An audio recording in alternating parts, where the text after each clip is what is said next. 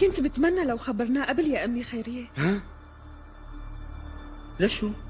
يا أمي، لأنه يمكن قلب أصلان يكون مشغول. امشي. إذا في رجال واحد فاضي بهي العيلة فأكيد رح يكون قلب أصلان. لك يا خديجة، ممكن قلب أصلان يكون نايم أو عم يتحمم مثلا، وإلا قلب أصلان بيكون دائما مشغول. وانت شو دخلك؟ تفضلي.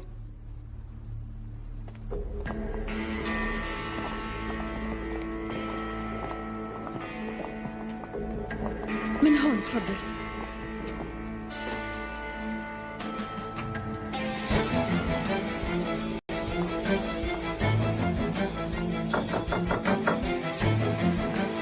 يا قلب أصلان بيك، إجت ستك وهي حابة إنها تزورك.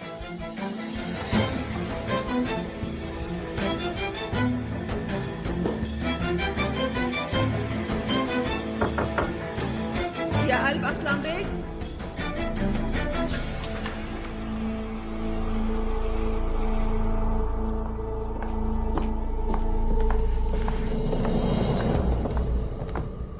أنا بعتذر منك جيمري. جيمري، أنت شكلك غلطتي بغرفة حفيدي. مرحبا.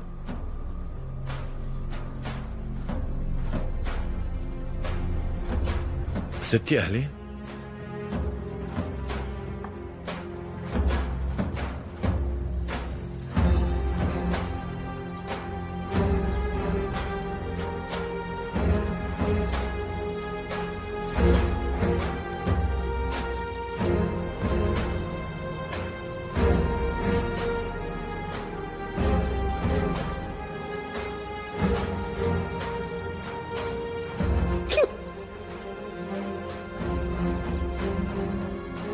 تقلد أمامك ولا؟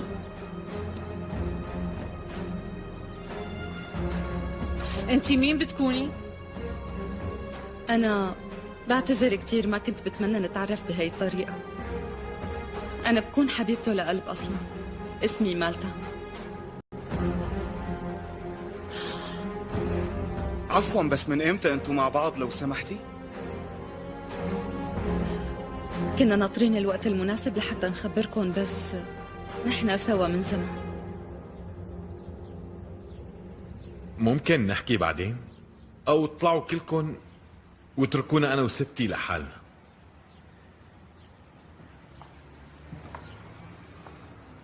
بس أنا للأسف ما بقى عندي شيء إلا لك يا ابنه.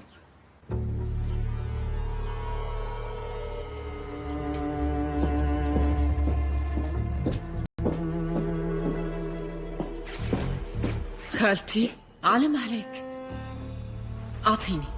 أنا بعتذر كتير قلب أصلان بيك، بس هنن اللي طلبوا مني. بالإذن منك مرت أخي، الريس ما خبرنا بهالشيء، حقك علينا. بعتذر باسم الفندق.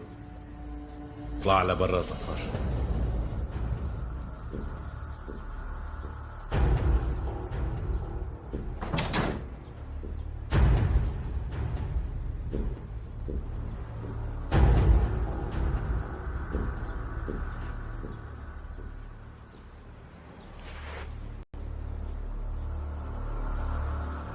قلت لك من قبل، شغلتي انهم يصدقوا. يلا البس ثيابك، خلينا ننزل مشان الكل يصدقنا.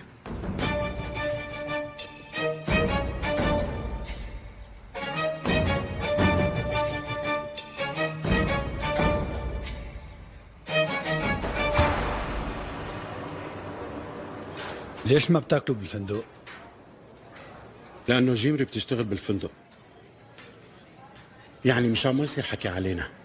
ما بعرف، الشغل شي والحب شي تاني كليا. أزقور حكت كتير وما ناقشتها وقلت لها ماشي مثل ما بدك. ما ناقشتها وقلت لها ماشي، لكن رح تصير توافق على حكي بدون ما تسمعه، لأنك ما بتوافق وقت اللي بتسمع الحكي. مثلا أخي، حتى هلأ ما وافقت ليكك. طيب أخي،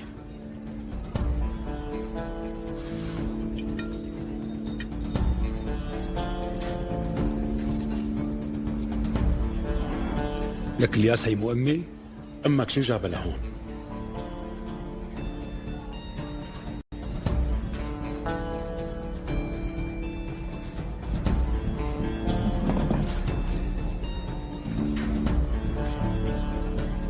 شو هالمفاجأة؟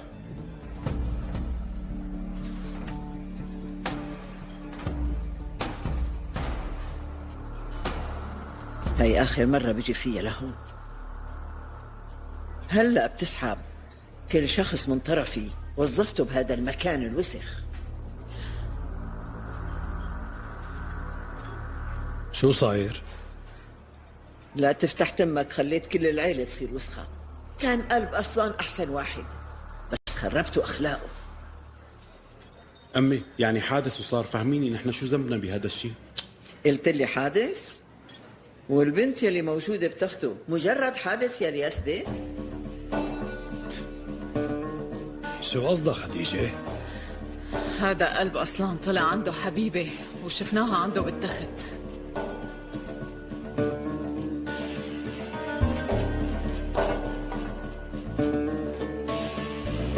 الياس عم تفهم شي انت؟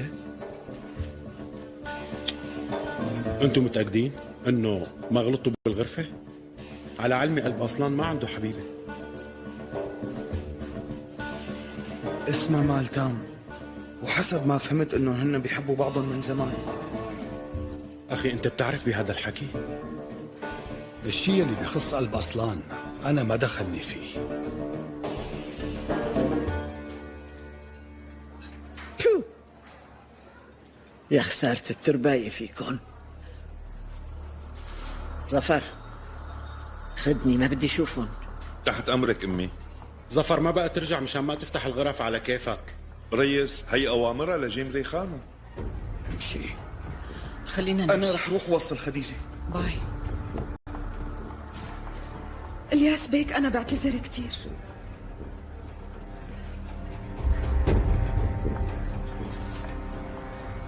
لك شو عم يعمل هالولد هاد؟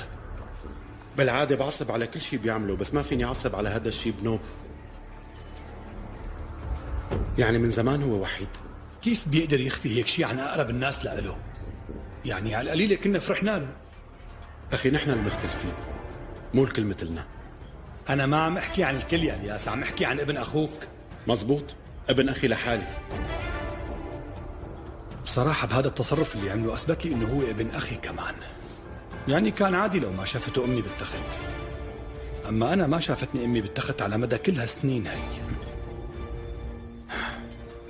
وبهالجزء بعتقد هو ابن أخوك. مزبوط أخي.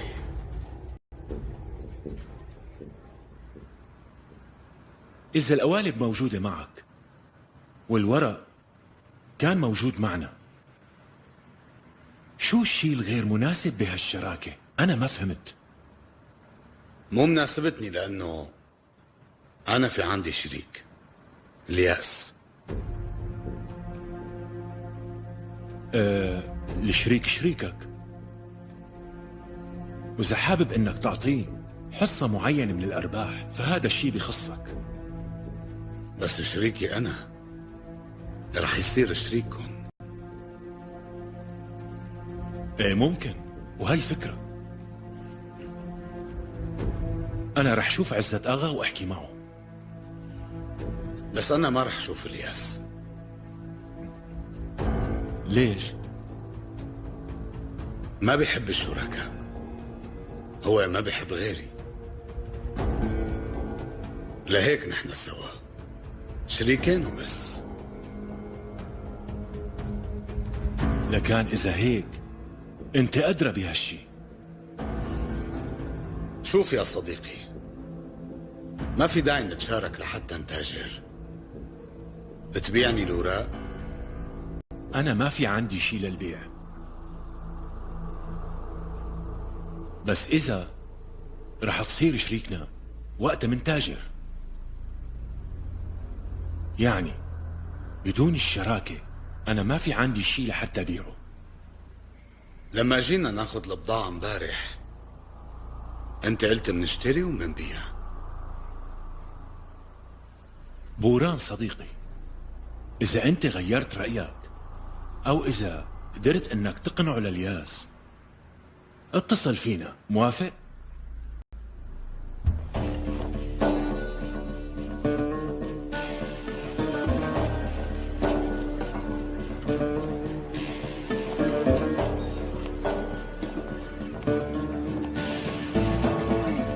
يلا سلام. الله معك.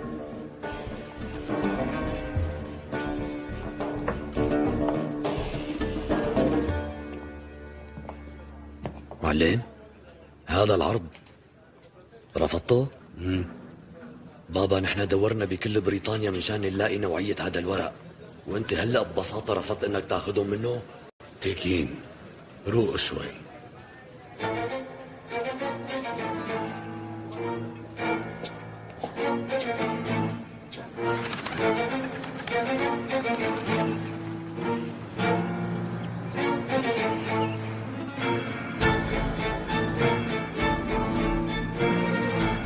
الياس، انت فاضي يا شريكي؟ ايه فاضي. معناتها انت تعال لعندي يا اما انا بجي. لا ماني فاضي لهالدرجة هي. قديش فاضي لكان؟ أنا فاضي لدرجة إنه نحكي. قول بوران. العرض يلي حكينا فيه امبارح اجا من فؤاد قبل شوي ورفضته. ما كان لازم ترفضه، حكينا بالموضوع. لو قبلت عرضهم الأول ما كانوا صدقوني. حججت فيك وقلت لهم لا، وقلت خلي عزت هو يجي المرة الجاية. فهمت؟ تمام، أنا بجي لعندك بس خلص شغلي وبنحكي ببقية التفاصيل. ماشي، ناطرك.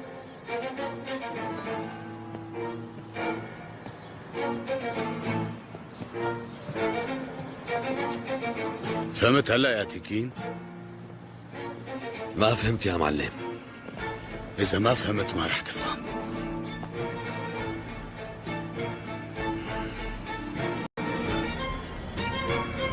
تفضلي.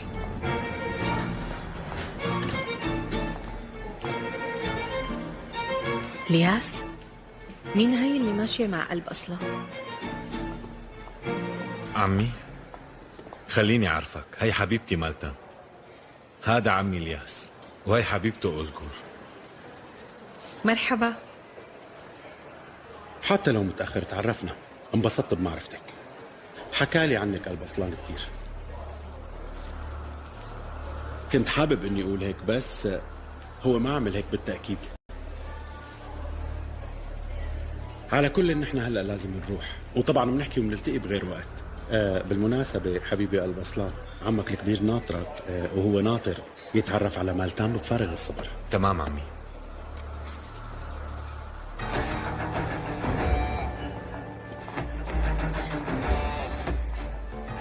امتى صار هالموضوع؟ عرفنا من قبل ما يولد الولد. أزقر أنا شو بيعرفني؟ يلا.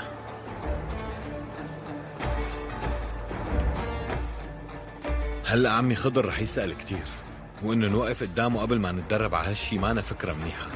لا اطمن، أنا بحلها.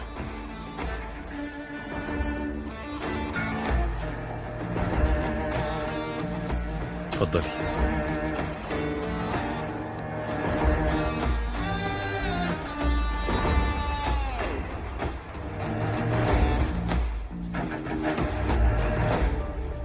فاضي لنا شوي عمي؟ انت سكوت، ما بدي احكي معك. عدي حبيبتي مالتا، عدي. انبسطت بمعرفتك. كان الوضع ما مناسب شوي، يمكن نحن وجعنا لكم راسكم. أنا بعتذر منك. انت لا تعتذري، بس هاد ايه. عمي سكوت، ليكي لو كنت انا مكانك ما بوثق فيه. ليش بقى؟ لانه عم يخونك وعم يخدعك، وبيجوز عم يلعب بمشاعرك كمان. لا، قلب ما بيعمل هيك شيء. قلب؟ قلتيلي ايه خدعك من هلا اساسا؟ في كتير شغلات فوق راسنا عمي، كيف كنت بدي خبركم؟ كنت خبرنا بكل بساطة.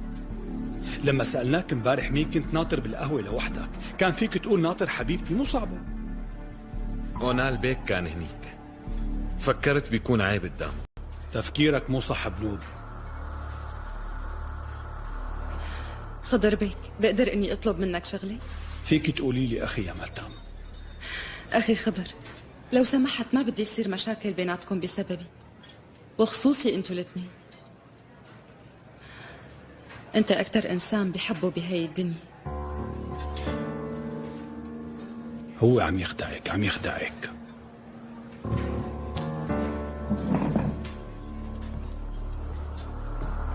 لك هالولد قادر يخدعني لإلي، شلون ما بيقدر يخدعك إليك؟ عمي عمي، العلامة اللي على راسه بسببي، ما لي علاقة بأي علامات تانية.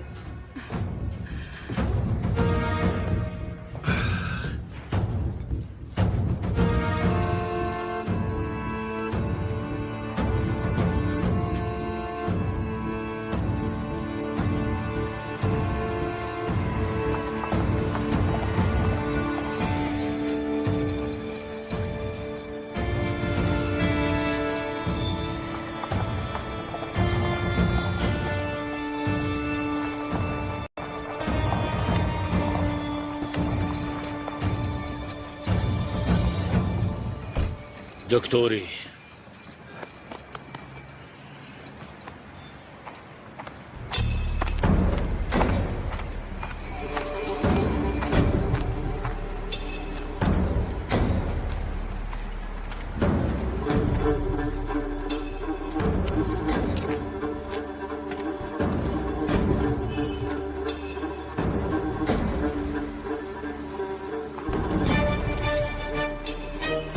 اختي لو سمحتي وقفي دقيقة اختي، رجاء اختي لو سمحتي. أنا رح ورجيك يا تيبي.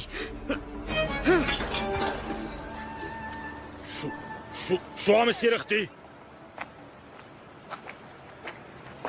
اللي عم بتقول عنه الدكتور هو شاهين آغا؟ لك انت جننتنا كلنا تيبي. اختي لا تضغطي علي والا بقوس. يلا قوس. تعي اختي تعي، يلا قعدي هون، اعطيني هاد من ايدك. تفضلي يا اختي.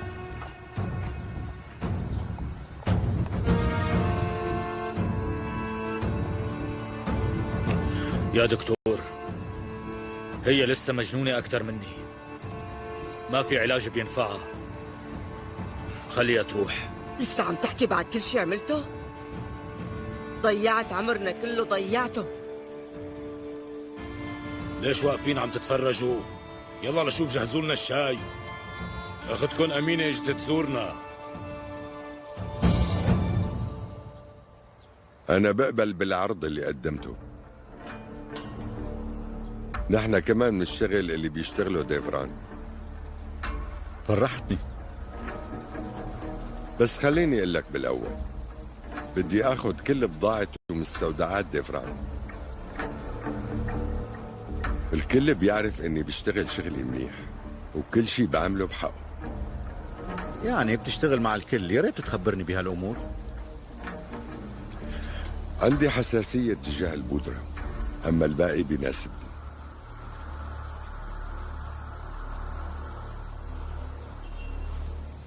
أنا في عندي شرط تاني. صراحة مو كتير بتعجبني قصة الشروط، بس قول لنشوف.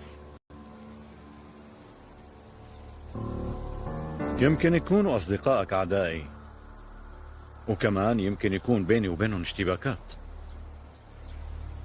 إذا ما كنت بصفي بتفهم هالشي، بس من الطبيعي انك ما تكون بصف اعدائي ضدي. يعني عم تقول خليك محايد.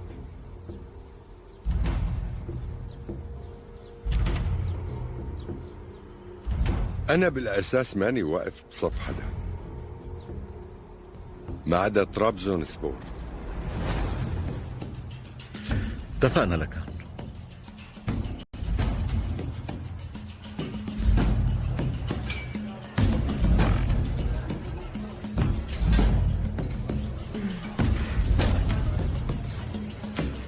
ليكن اجوا.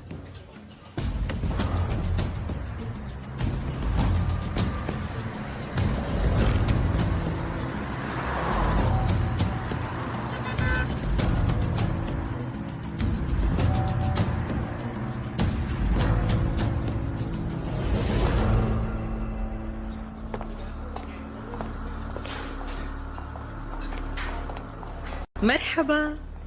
أهلين. أهلا وسهلا. أهلين فيك. تفضلوا.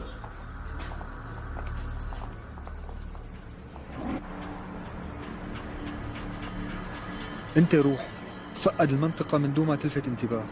هنيك في حدا جنب الياس، بس ورجيه حالك ورجع. ماشي.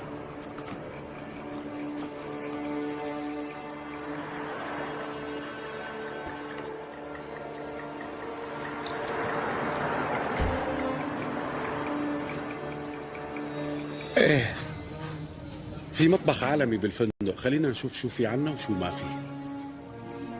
الياس تمام. بالحقيقة نحن هون بسببي. أنا مترددة شوي بالفندق، بالنهاية هو بيتكم بس مكان شغلي. ليش حتى يكون بيتنا هو مكان شغلنا كمان؟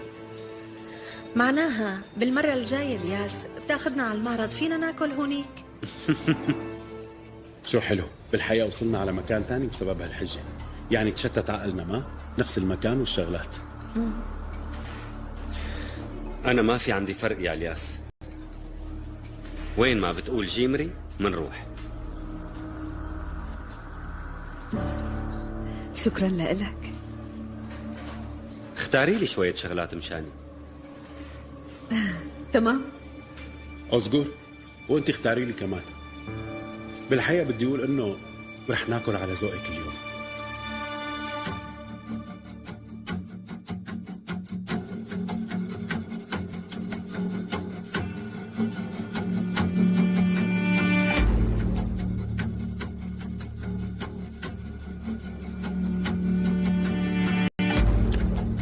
انتوا اطلبوا على ذوقكم، أنا رح غسل ايدي.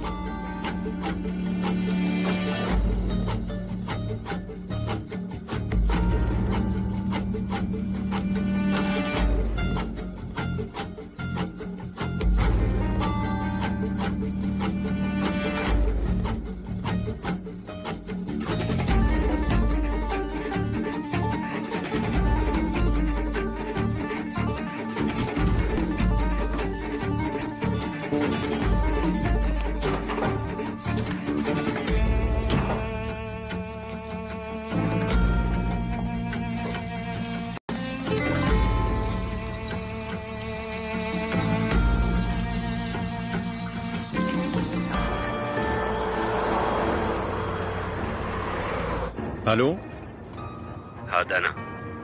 طيب ممكن نبعت رسائل على هالرقم؟ ايه رح ابعت لك رقم تتواصل معه، بس بتخبر الاولاد وقت تقوموا ليتحركوا على هذا الاساس. ما بدي تتعرض للاذى، تمام؟ تمام.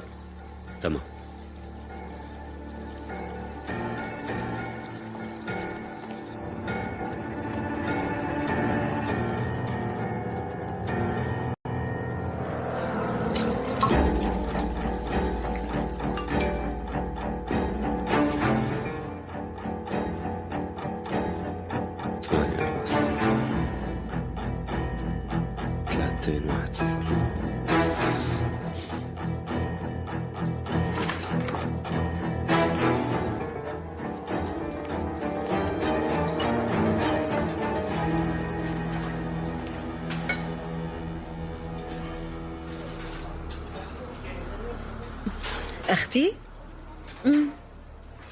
أنتي شو رأيك بخصوص حبيبته لقلب أصلا؟ بصراحة ما بعرف شو اللي لازم أقوله، بس تمسك الست خيرية فيه بهذا الشكل المفروض يكون مرعب. لا بصراحة أمي مرة دائما بيكون رأيها واضح، ما بتضغط على أي حدا منا. أمي خيرية طبعا هي أكيد ضغطت، يعني كونوا زوجين مناح، ما تخونوا نسوانكم، كونوا أباء مناح.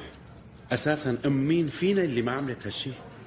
خلينا نشوف الموضوع بهالبساطة، وأنا طبعا مضطر إني أقول هالشي.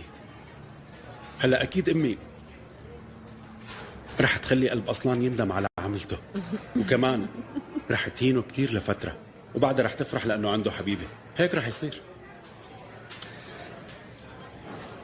جيمري قالت لي هيك بالسيارة وأنا فرحت كتير. الياس أساسا قلب أصلان كان وحيد. طيب وليش قلب أصلان ما قلكم من قبل إنه في عنده حبيبة؟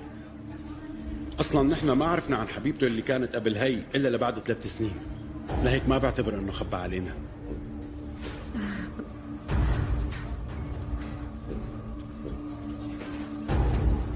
بوران تحجج بالياس مو أكتر. ما في يتحمل، حتى إذا قال الياس لا بيبيعوا بغير مكان.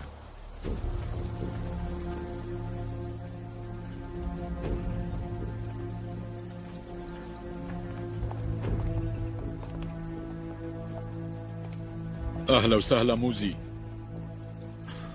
شو قال طوفان؟ قال حكي حلو، كل شيء بنشتريه بالمصاري ومنبيعه بالمصاري. بس ما قدرت تشتري خضر. رح يجي خضر، رح يجي عايش كان أو هو ميت. صراحة أنا بوافقه لموزي بالرأي، بس الرجال يلي اشتريتهم بالمصاري ما رح يبيعونا بكرة برأيك؟ مين عم تقصد سنان؟ طوفان وبوران، هدول الاثنين أنا ما عم صدق إنه رح يكونوا جنبنا على طول. بس هن قرروا انهم يوقفوا بجانب الشخص القوي. الظاهر انه خضر طلع اقوى منك، صح؟ وقت اللي بيموت اخوه ما راح يكون هيك. موزي رح تحرق حالك وقت رح تلعب بالنار، لا تخليها توصل لعنا.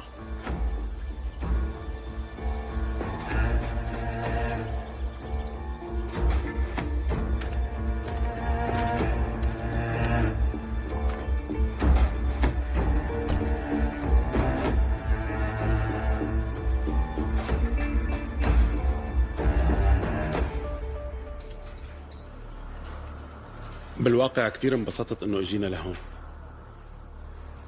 يعني صار في تغيير، برأيي لازم نطلع كل فترة. الياس، انت عم تتمسخر؟ لا ابدا، ليش لا اتمسخر يعني؟ جيمري شايفة عم قلها شي حلو وهي ما عم تصدق، شو بعمل لها اكثر من هيك؟ لا يا روحي، لا تصدقها يا الياس، يمكن هي تكون بدها تسمع أكثر من هيك، صح أوزبور؟ الياس في عنده ميزة خاصة مو كتير بيعرفوها، حتى أجمل مشاعره ما بيقولها غير بطريقة مضحكة. يعني ما بتعرفيها حقيقية ولا لا؟ الياس في عنده ميزة تانية. اسمعوا شو في كمان، ما بيخبي أسوأ مشاعره ولا عن أي شخص، الكل بيفهم عليه. هلا يا جماعة لا تواخذوني، بس ليش عم تحكوا عن مشاعري على هالطاولة؟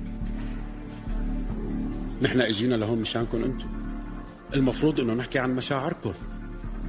مثلا امتى رح تقرروا انكم تتزوجوا ونفرح فيكم؟ والله يا الياس أنا رح أقول فورا وبسرعة، بس جيمري برأيي أنه لازم يكون من بعدكم. شوف جيمري، ما بتعرفني بس أنت بتفكر صح.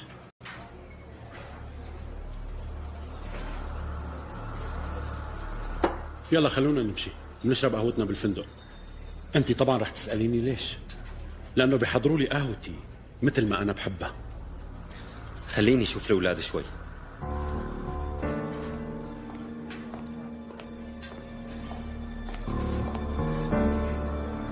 ممكن تعطيني تليفونك؟ طبعا معلم.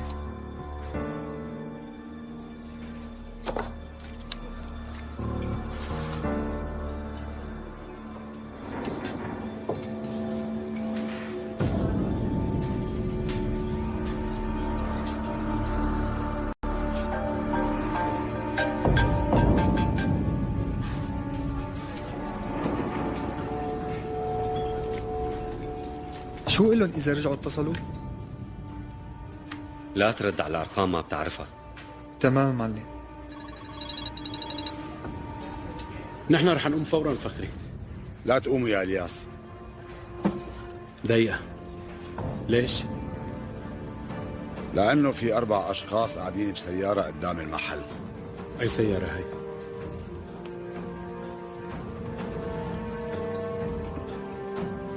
تعال نشوف. ايه شو بتقوموا؟ انتوا روحوا، انا رح ابقى هون. قوموا. صار شي الياس؟ لو سمحت قوموا. مرني معلم. في عندكم مخرج خلفي للمحل؟ اكيد في. تمام. انت خذ البنات واطلعوا من المخرج الخلفي. شو القصة الياس؟ ما في شي، روحوا انا بلحقكم خلص. الياس اذا في مشكلة انت روح وانا بضل هون. شكرا بس ما في داعي، خلص مجرد احتياط. يلا يا بنات.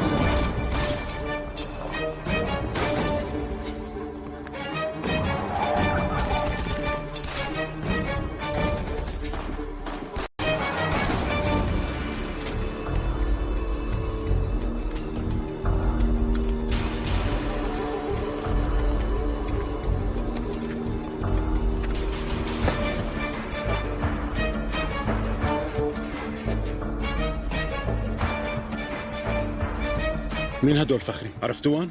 لو انهم ما ماتوا كنا سألناهم عن اسمائهم. الزلمة عم يقول لك عود محلك ولا ترمي حالك قدام الباب. غالبا ما عم اسال بسبب فضولي خورشيد. اذا سالتني فهذا من فضولك. شو صار لك خورشيد؟ كأنه سؤالي ما كان واضح، عم اقول لك مين هدول؟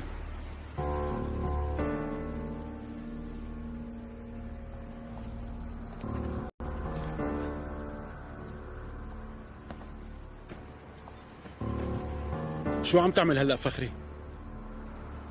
اكيد ماني عم بسرقني يا الياس، ويمكن عم دور على جواب السؤال اللي سألته.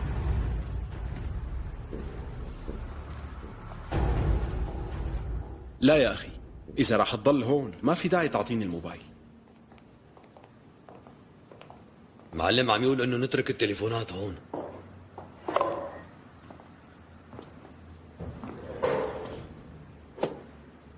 نتركها كلها؟ ايه كلها يا معلم.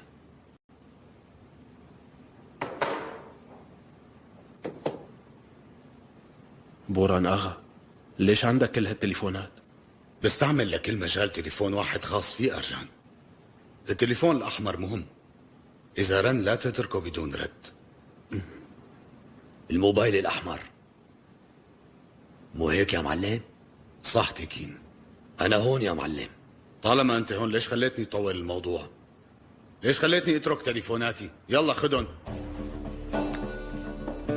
من وين نروح؟ من هون يا آغا.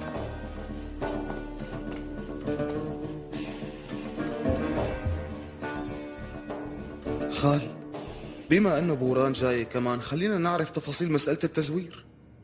الياس مو هون ورح نحكي على راحتنا. اولا لا تقول عن هالقصة تزوير وتتلف لي اعصابي. ثانيا لا تنبهني وتقول لي شو لازم احكي وشو ما لازم احكي، عم تفهم؟ فهمتني؟ فهمت خال، بعتذر. ريس اجا بوران آغا.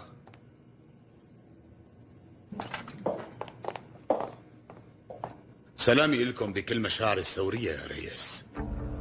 أهلا وسهلا. وعليكم السلام. صارنا. تفضل عود. عدنان يلا جيب لنا 3 فناجين قهوة. جيب بس 2 عدنان.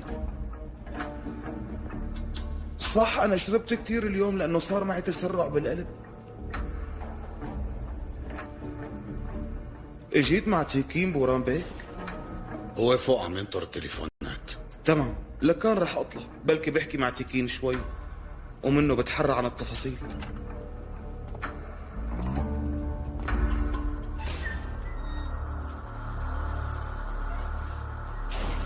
قال لي بوران، مين اجى لعندك وشو عرض عليك؟ اجا فؤاد لعندي. عرضوا عليك شغل ديفران؟ ما بتورط بأعمالهم القذرة. بدهم يشاركوني بشغل المصاري. بما انه اجى الوقت، فشو وضع طباعة المصاري؟ احكي لي عنها. نطبع دولار ريس، مثل ما بيعملوا بالمسلسلات. لك بوران، هداك مسلسل، الرجال ما بيعيشوا بهالمصاري هي. ايه تمام، ونحن الحقيقي. بوران بدك تحكي لي ولا لا؟ ما فيني احكي. الياس قال لي حتى ما خبرك. وينه الياس؟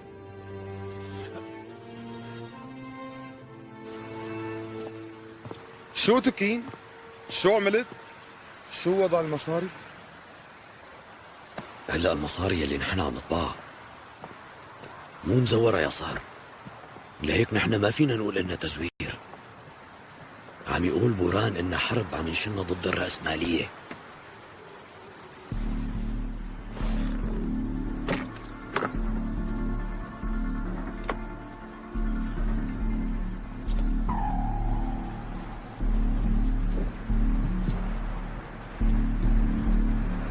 عم تتخطى الآلة؟ بس هلأ في عنا مشكلة صغيرة. إذا ما جبنا الورق وقتها، مثل ما قال المعلم بوران، إذا نحن قدرنا نجيب الورق فرح نتخطى كل الآلات. هي دولارات توأم يا صهر. توأم؟ يعني أرقام التسلسلية حقيقية. كيف حقيقية؟ هلأ هدول الأمريكان منشان يشتروا جواسيس وغيره بيطلعوا من 2 ل5 من كل رقم تسلسلي بهدول الدولارات. فكر بس شوي، الدولار يلي بكولومبيا والدولار يلي بأريزونا من وين وكيف لحتى يجتمعوا ببعضهم ويبينوا توأم؟ مزبوط يا صهر؟ يعني هذا الشيء ما بيكون تزوير أبدا، صح؟ خبرني، شو وضع الشراكة مع الياس؟ ما فينا نحكي عن أمور مثل هاي، بس يلي أنا فهمته من موقفه وتصرفاته نص بالنص.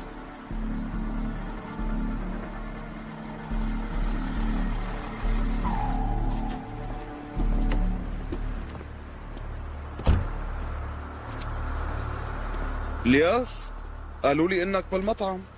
اكلنا اللي اكلناه واجينا يا صهري.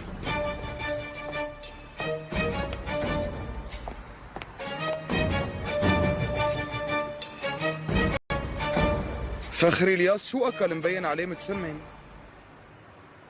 رصاص. شو يعني هالحكي؟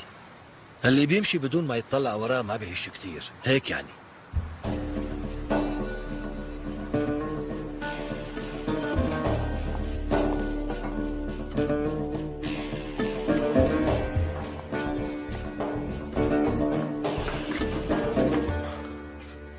كنت عم استفسر عن تفاصيل التجارة اللي عم تعملوها بدون علمي. منيح انك اجيت. الريس سألني وانا ما قلت له شيء يا الياس. لا توقع بالفخ وتكشفنا.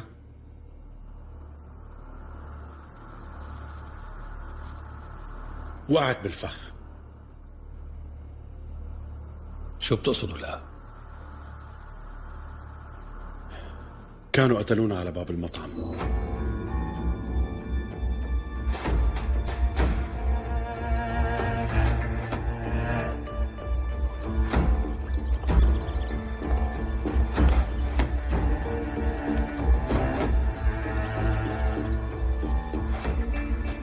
شو صار؟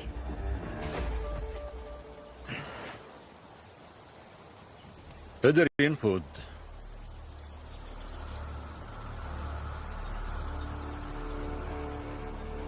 كيف يعني قدر ينفذ؟ في حدا راح خبره. أنا عم أقول ما في غير قلب أصلا. أنت لساتك مفكر رح تنهي الموضوع بهاللعب هاد؟ مثل ما قال عزت آغا، الرصاصات اللي بتقوصها إذا ما قتلت الرجال بتخليه يصير أقوى. برأيي عم تمشي بطريق ما يقوس منه يا موزي.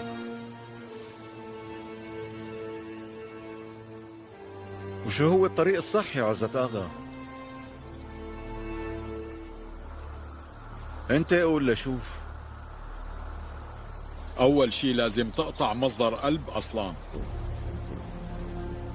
طالما أنه خاله هو اللي عم يدير الاستخبارات، أنت رح تضل تضيع رصاصاتك بالهواء. هي إذا ضليت عايش.